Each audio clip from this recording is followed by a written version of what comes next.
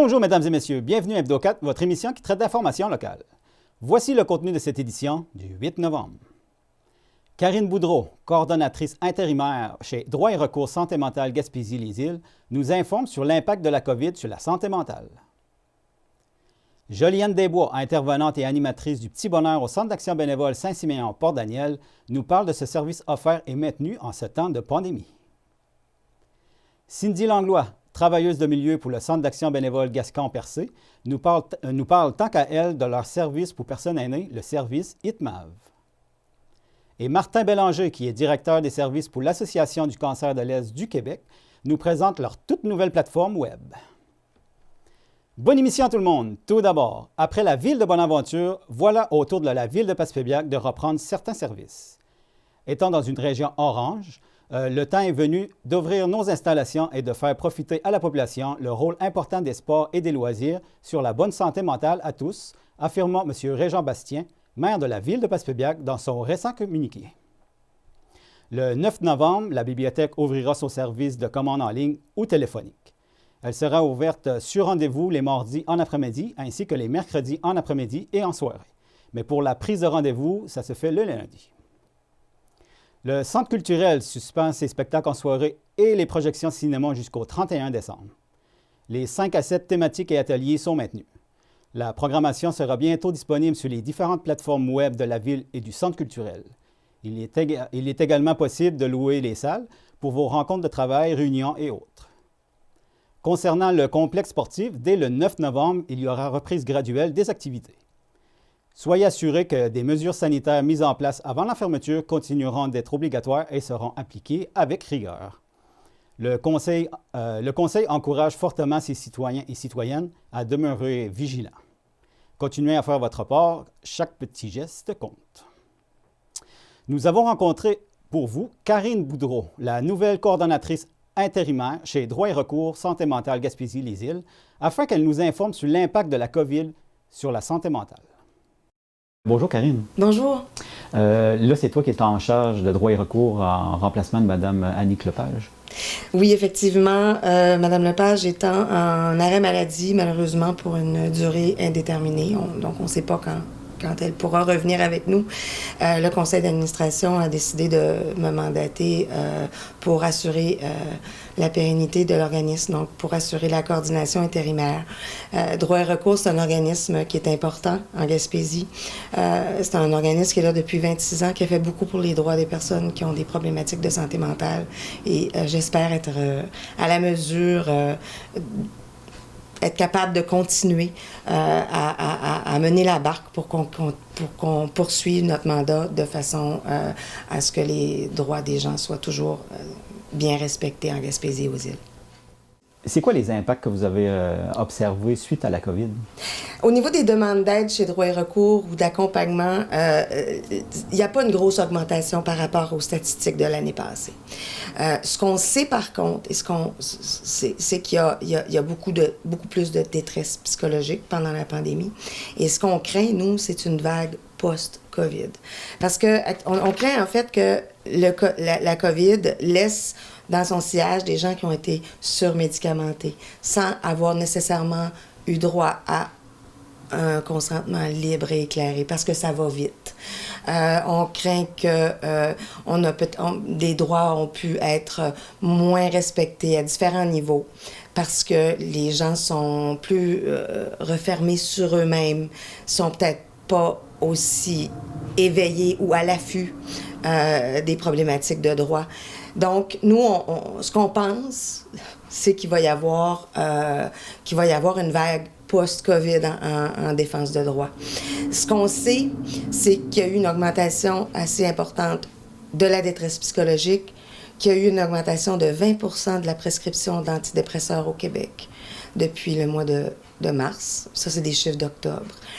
Ce qu'on sait aussi, c'est qu'il y a eu beaucoup de justice faite par téléconférence. Et ça peut avoir des effets sur l'efficacité ou la bonne démarche des cours de justice. Donc, on s'attend à un rebound, comme on dit. Mais pour l'instant, on est disponible. On n'a jamais arrêté de répondre aux demandes. On le fait beaucoup par téléphone ou par visioconférence pendant un temps. On retourne de plus en plus sur le terrain comme tout le monde. Et on est disponible pour les gens là, du lundi au vendredi, de 8h à midi, de 13h à 16h, comme avant. Notre page Facebook est très active aussi, donc on peut aller voir, poursuivre là, nos prises de position et pour voir qu'est-ce qui se passe chez nous, là. Fait que c'est l'ensemble de vos services qui est maintenu, là. Tous nos services sont maintenus. On a même actuellement... C'est vraiment une première en 26 ans, parce que l'organisme existe depuis plus de 26 ans. On a quelqu'un aux îles de la Madeleine. On a engagé quelqu'un aux îles de la Madeleine qui va commencer à répondre aux demandes de défense de droit, aux demandes d'aide aux gens des îles. On n'a jamais eu personne sur le terrain, sur les îles. Donc, ça, c'est une belle fierté pour nous parce que malgré que COVID fait mal un peu partout, bien, nous, on se déploie. Alors, on a probablement aussi une nouvelle personne qui va s'installer à Gaspé en télétravail. Donc, le télétravail, ça nous a donné des idées. L'obligation de faire du télétravail, ça nous a donné l'idée de peut-être que ça pourrait peut-être être bon de le faire, le télétravail, dans d'autres territoires de la Gaspésie où on est moins présent physiquement. Puis là, on va l'être de plus en plus. Que pensez-vous de la tragédie qui s'est passée à Québec dernièrement? La tragédie qui s'est passée à Québec, c'est innommable, c'est épouvantable. Mais ce que ça va laisser comme conséquence, c'est aussi épouvantable. C'est-à-dire que là, on est content que c'est pas du terrorisme, on dirait, là, puis on met la faute sur la santé mentale. Pour l'instant, on ne sait même pas qu'est-ce qu'il y a, ce monsieur-là, s'il y avait un diagnostic ou... On sait qu'il a été suivi il y a 5 ans, on ne sait pas plus. Mais... là, tout le monde parle de santé mentale, tout le monde parle de troubles mentaux, puis tout le monde mêle tout. Dans les gens qui ont des problématiques de santé mentale, le nombre de personnes ou la proportion de personnes qui vont être à risque de passer à des actes violents comme celui-là, c'est infime. C'est une petite minorité. Et il faut faire une différence entre la santé mentale. On a tous une santé mentale qui peut être plus ou moins équilibrée. En temps de COVID actuellement, on sait qu'il y a beaucoup plus d'anxiété, beaucoup plus de dépression, beaucoup plus de gens qui se renferment sur eux-mêmes. Et ceux qui ont des troubles mentaux plus sévères, ces gens-là ne sont pas nécessairement bien suivis parce qu'il y a un problème au Québec. Depuis la désinstitutionnalisation, on devait mettre de l'argent, des ressources sur le terrain pour aider les gens qui sont plus dans les hôpitaux. Et on ne l'a pas fait. On dit, on entend beaucoup là, actuellement dans les médias, et c'est vrai, la santé mentale est le parent pauvre de la santé depuis des années. Et on a laissé ça aller, et c'est grave. Ce qui est arrivé à Québec, c'est probablement, possiblement, parce qu'on ne le sait pas encore, mais ce qui est arrivé à Québec, ça peut être quelqu'un qui est passé à travers les mailles d'un filet qui est beaucoup trop large. Les mailles sont trop larges, il faut les resserrer. Resserrer les mailles du filet, c'est pas d'hospitaliser plus. Resserrer les mailles du filet, c'est de donner un meilleur accès aux services sociaux, aux services de première ligne, à la psychothérapie, d'avoir des gens qui travaillent avec les policiers, des intervenants sociaux qui connaissent ça, qui travaillent de pair avec les policiers pour intervenir en cas de besoin, savoir comment le faire. Plutôt que de tout de suite hospitaliser. Ça prend plus de monde sur le terrain, ça prend plus de monde dans les rues, avec les jeunes. Ce qui est intéressant, là, c'est qu'on a une annonce du ministre de la Santé qui nous dit qu'il va investir de l'argent. Oui, c'est bien. C'est un gros montant, mais si c'est pas pérenne, c'est-à-dire si c'est pas reconduit dans le temps puis que ces services-là sont pas maintenus par la suite, bien, on va revenir au point de départ, là. Donc, c'est important qu'on soit bien conscient que, 1, la santé mentale, la dangerosité, c'est des cas infimes. 2, si une personne est dangereuse, puis qu'on a un filet social qui est bien fait, les psychiatres sont outillés pour hospitaliser ou obliger même à prendre un traitement de personne qui est dangereuse pour elle ou pour les autres. C'est pas quelque chose qu'on souhaite qu'il soit utilisé trop. C'est justement ce pourquoi on se bat dans nos groupes de défense de droit. Faut pas qu'on hospitalise pour rien. Faut pas qu'on isole ou qu'on enferme pour rien. Faut pas qu'on contentionne chimiquement pour rien. Mais il y a des lois qui permettent de le faire quand la personne est dangereuse pour elle ou pour les autres. Les psychiatres ont tout ce qu'il faut pour faire ça. Et ce qui est arrivé à Québec, c'est pas parce que les psychiatres peuvent pas faire quelque chose. C'est parce que en première ligne, on n'a pas ce qu'il faut pour voir ces choses-là arriver, pour voir ces gens-là se détériorer, puis finir par devenir tellement confus, tellement en détresse, tellement en mal-être, qu'ils en viennent à penser puis à faire des gestes comme ceux-là.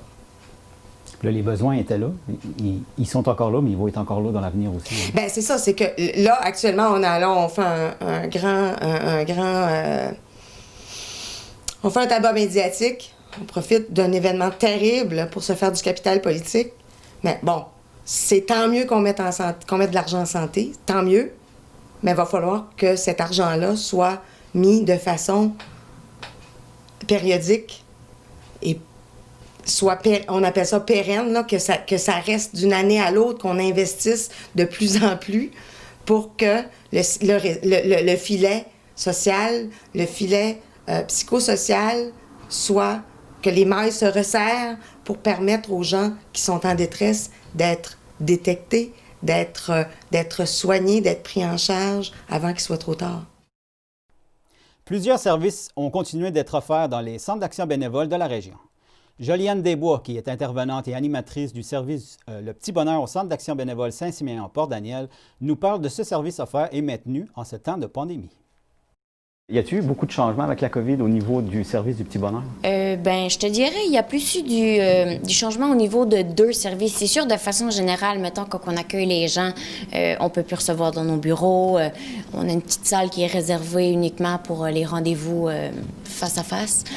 Au niveau vraiment plus du Petit Bonheur, c'est sûr, justement, là, il n'y a plus la tenue du dépannage vêtements tel qu'on le connaissait. C'est vraiment, là, les parents m'appellent à savoir s'ils ont besoin de vêtements, s'ils ont besoin de souliers, de souliers d'hiver, de jouets, dans le fond. Et c'est moi qui prépare les sacs et les parents peuvent venir les chercher au centre d'action bénévole ou s'ils n'ont pas d'auto, qu'on les laisse sur les perrons des maisons.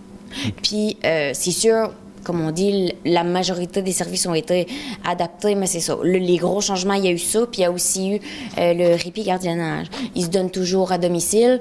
C'est juste que, mettons, les bénévoles qui sont à domicile, c'est full mesure protection, là. C'est les lunettes, le masque, ou la visière ou les lunettes, là, ou la jaquette.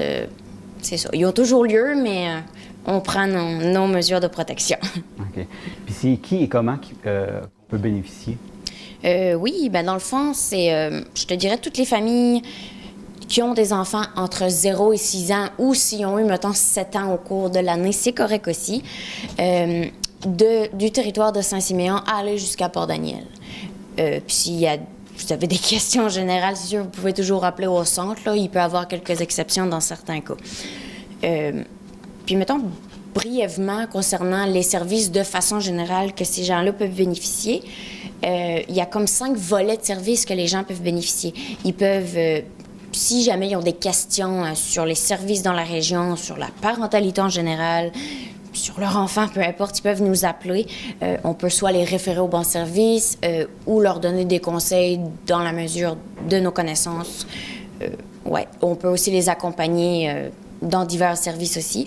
Il y a aussi le volet accompagnement transport. Ça, c'est, on accompagne les parents qui ont des rendez-vous, que ce soit pour la grossesse ou que ce soit pour les rendez-vous, par exemple, en vaccination des enfants ou tout simplement un rendez-vous médical. On peut mettre des bénévoles à disposition des familles pour qu'ils accompagnent jusqu'aux rendez-vous médicaux. Il y a certaines exceptions, par exemple en garderie et tout ça, dans des situations bien précises.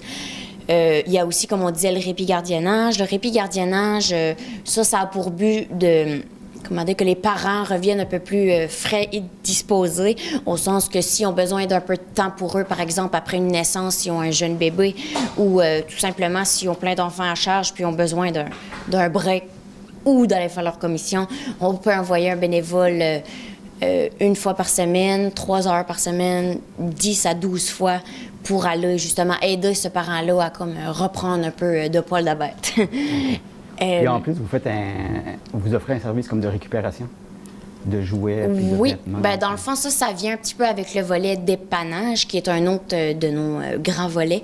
Dans le fond, dans le volet dépannage, ça l'inclut, comme on parlait tantôt avec les changements, le dépannage vêtements qu'on appelle aujourd'hui la friperie des tout-petits.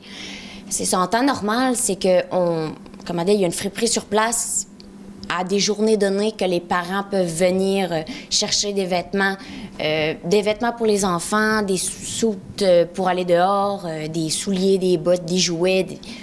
Ça va beaucoup plus large, tout dépendamment qu'est-ce qu'on reçoit. Mais ce service-là inclut aussi des dons de la communauté.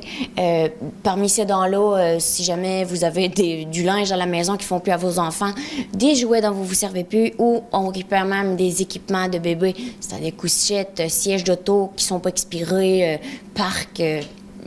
nommez-en, il y en a beaucoup. On récupère la plupart de ces choses-là. Puis c'est ça, là, dans le fond, on a adapté ce service-là à des demandes ponctuelles des parents par téléphone, considérant qu'on tient plus de friperie ici, à cause de la COVID. C'est ça aussi, il y a le service, également dans le service dépannage, il y a le service de dépannage dit plus urgence. Ça, c'est-à-dire si les familles vivent des fois des moments un peu plus durs au niveau financier, on peut les dépanner en couches, on peut les dépanner en produits d'hygiène pour les bébés ou encore en tout ce qui est nourriture, épicerie pour les bébés, pour les plus jeunes enfants, du lait. Grosso modo, pour les services, il reste seulement un gros volet.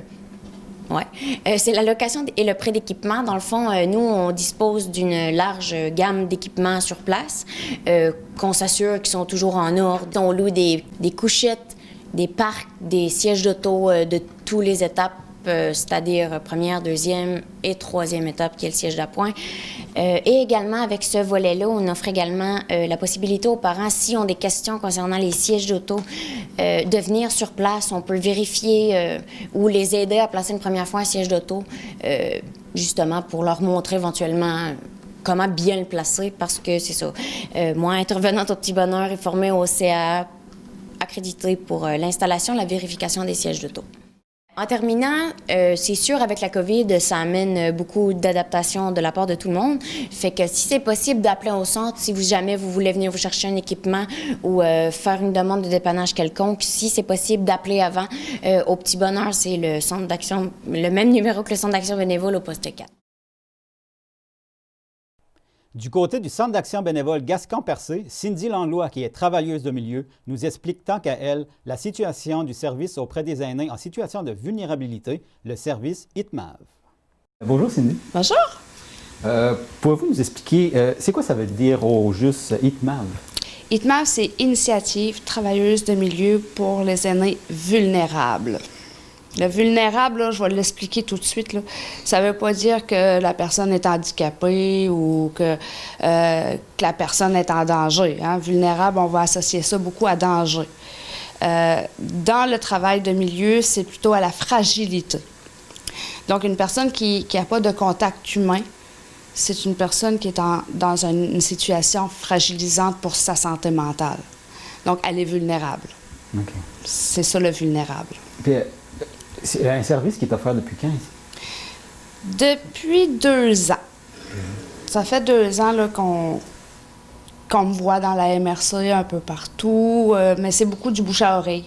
Fait que les personnes âgées me communiquent souvent. « Ah, j'ai entendu parler de toi, là, mon amie de femme, là, elle m'en parlait de toi. » Puis je suis mélangée, Cindy.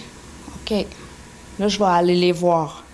Parce que même nous autres, le matin, on peut se lever et dire « Hey, j'en ai plein la tête, là, j'ai la tête grosse comme ça. » Quand on en parle, ben, on voit que des fois, c'est moins gros, là. Fait que quand ils vont me dire, ben Cindy, je suis tellement mélangée, là, ou j'ai reçu un papier du gouvernement, puis je comprends rien. Là, je vais aller les voir, puis là, je vais lire ça avec eux autres. Puis on va mettre ça un peu plus clair, là. OK. Puis toi, tu es une travailleuse de milieu. Oui. Pouvez-vous nous expliquer, c'est quoi au juste une travailleuse de milieu? Je fais beaucoup d'écoute. C'est beaucoup avant tout de l'écoute et du référencement. Ce qui veut dire que je peux aller chez une personne aînée qui, comme je disais, va être très, très, très mélangée parce qu'elle en a trop dans sa tête. Elle ne sait plus par où commencer. Elle ne voit plus le jour au bout du tunnel. Je vais l'aider à traverser ce tunnel-là, puis on va aller avoir la lumière au bout de là. OK.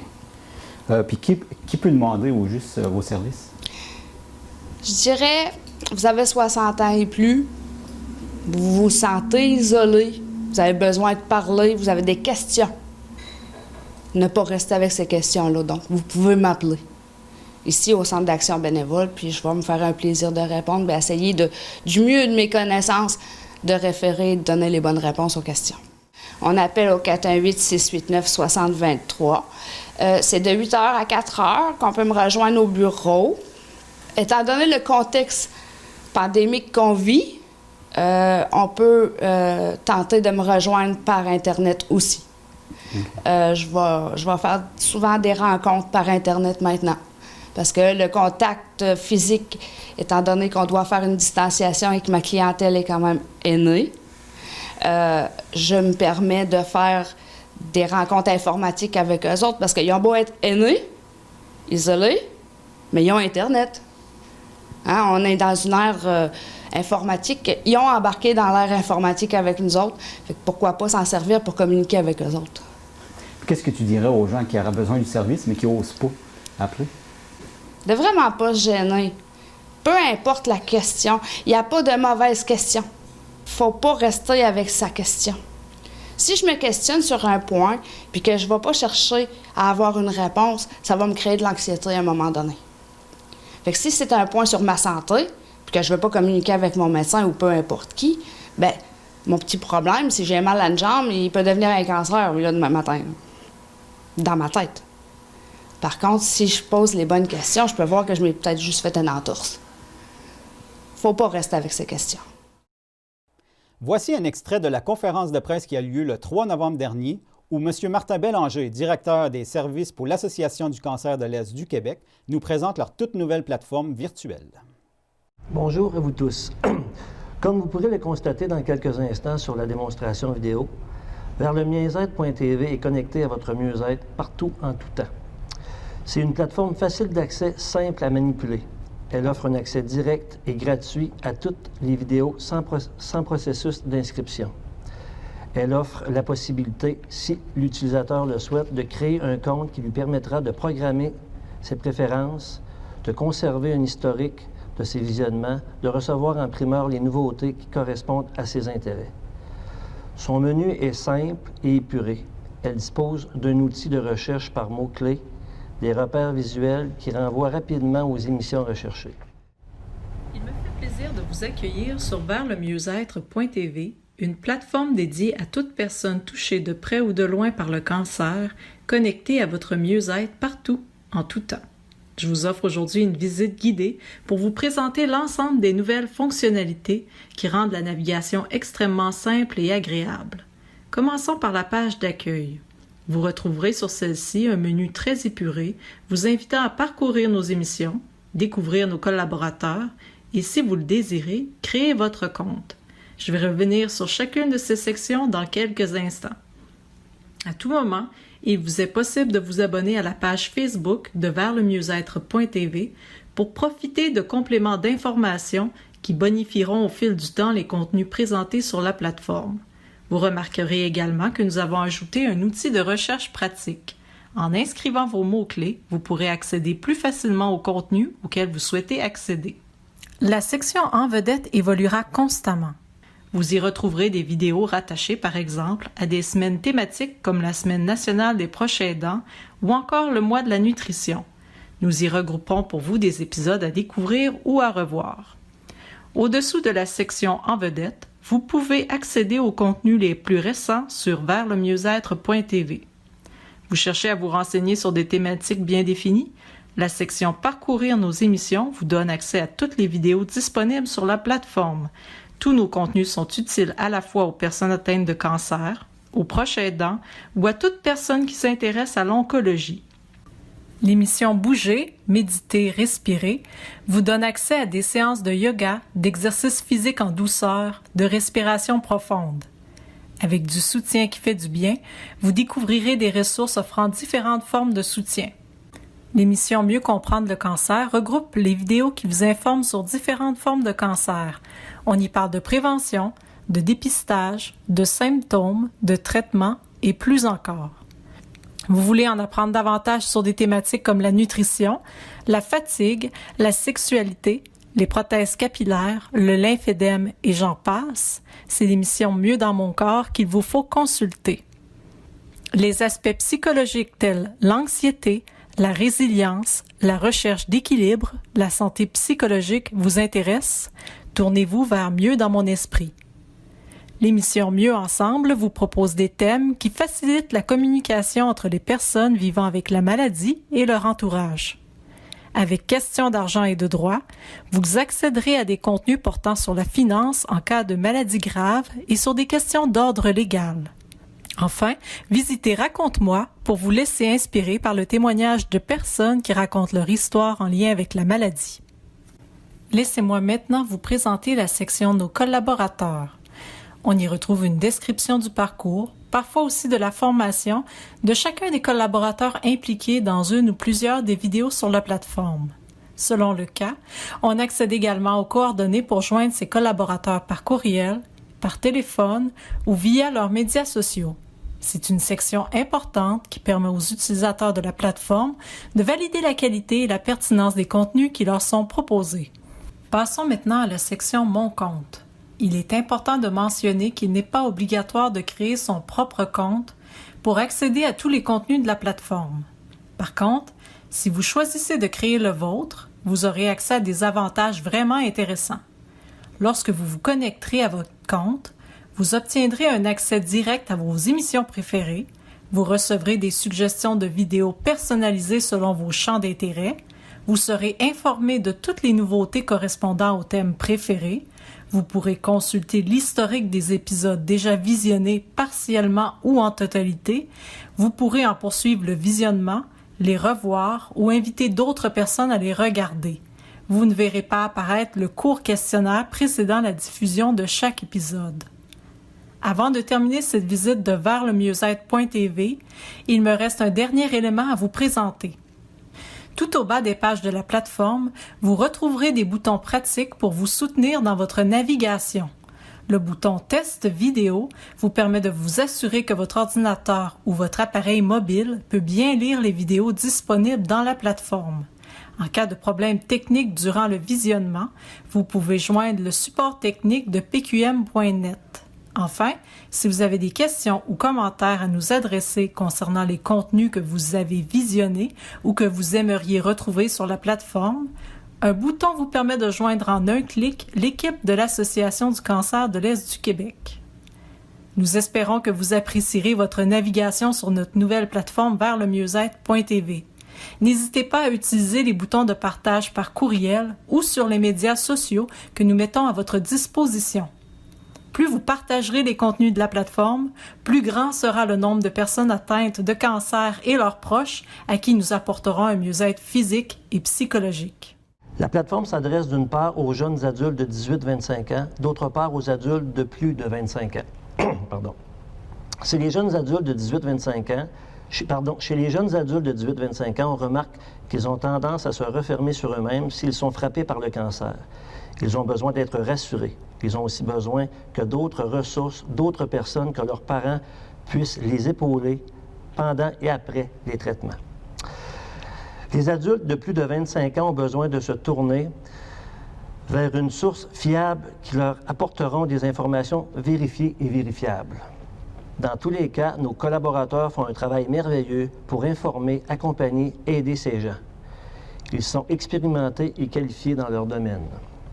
Je termine en vous disant que verslemieuxêtre.tv est non seulement extrêmement utile aux gens de l'Est du Québec, il gagne progressivement en notoriété dans toute la province et même outre-mer.